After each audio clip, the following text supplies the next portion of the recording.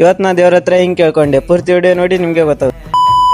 ಎಲ್ಲ ಕನ್ನಡ ತಾಯಿ ಮಕ್ಕಳಿಗೆ ಕನ್ನಡಿಗ ಮಾಡುತ್ತಿರುವ ನಮಸ್ಕಾರಗಳು.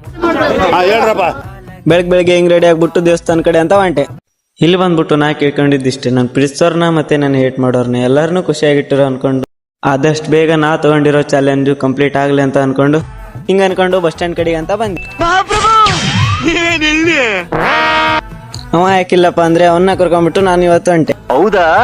ಹೌದು ಹೌದು. ಹಿಂಗ ಅನ್ಕೊಂಡು ಬಸ್ ಹತ್ಕೊಂಡ್ ಬಂದೆ. ಇಲ್ಲಿ ಬಂದ್ ನೋಡಿದ್ರೆ ನಮ್ ದೋಸ್ತ್ ಇದಕ್ ಹಿಂಗ ಅಂತ ಇದ್ದ.